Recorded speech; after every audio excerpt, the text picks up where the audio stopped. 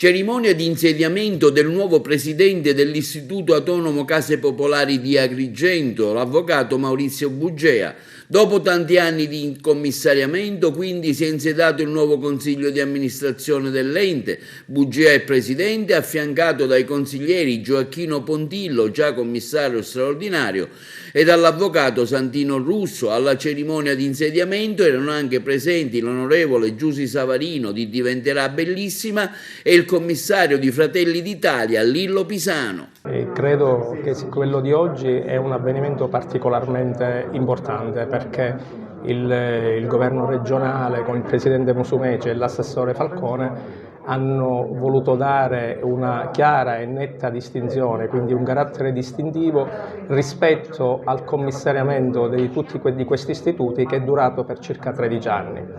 È chiaro quindi che con l'instaurazione e con l'insediamento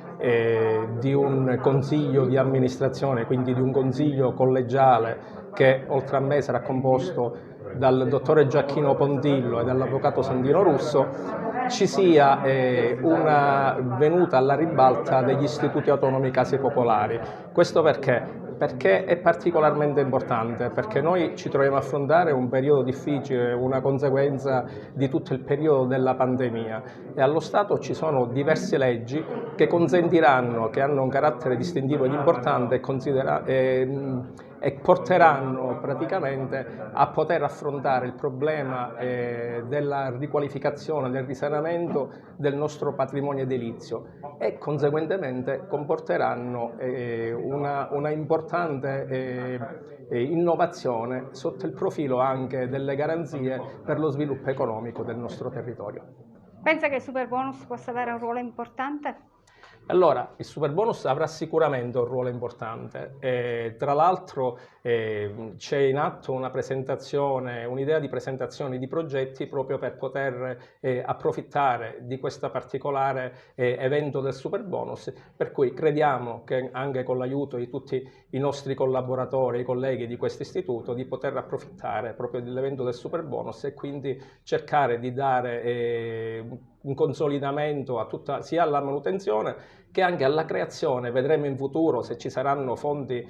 disponibili, ma cercheremo di approfittare di ogni legge, anche con fondi europei se sarà il caso, per poter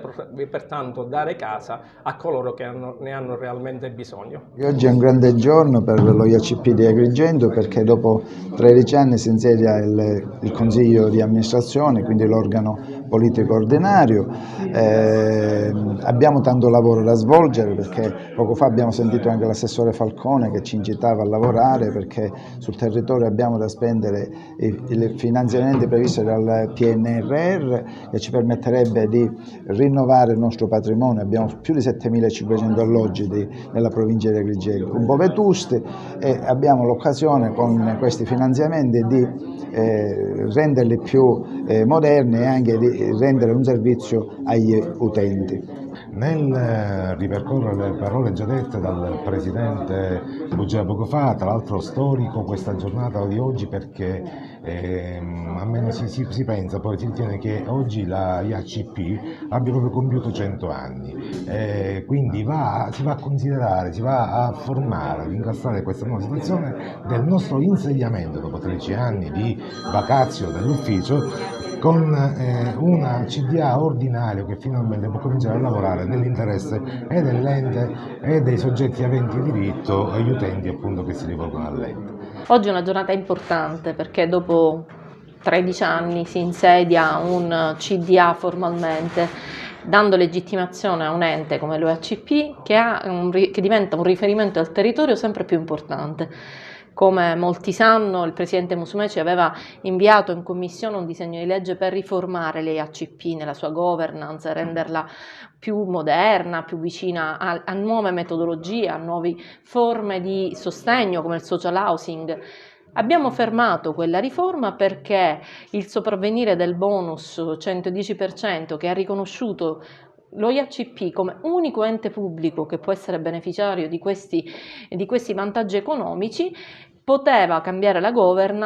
governance, perdere un'occasione importante e quindi abbiamo fermato questa riforma e potenziato quello che già esiste, quindi enti che diventano riferimento del territorio e che sono certa, oltre agli investimenti che il governo Musumeci proprio sulla provincia di Agrigento ha fatto, penso ai 60 alloggi a Ribera, in un quartiere che era soprannominato il Bronx e che adesso è totalmente bonificato e i lavori sono in corso. Penso all'ultimo finanziamento di oltre 3 milioni che ha riguardato proprio Agrigento città, Porto Empedocle,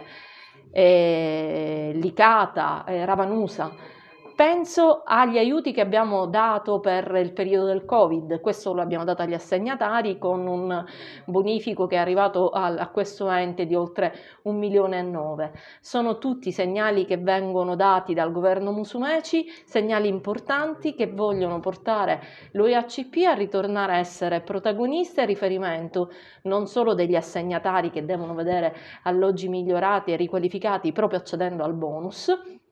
ma anche nuovi alloggi che vedano data l'occasione a nuove famiglie di avere alloggi che siano all'altezza di queste famiglie e del decoro dei siciliani.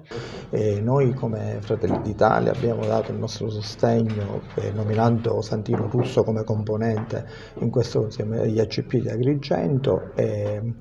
sicuramente gli ACP di Agrigento svolgerà un ruolo sul territorio abbastanza importante, che è quello di aiutare tutte le famiglie che sono stato di bisogno e che vanno alla ricerca della prima casa. Oltre a questo utilizzeremo sicuramente l'eco-bonus per riportare avanti tutte queste strutture che da 30 anni sono abbandonate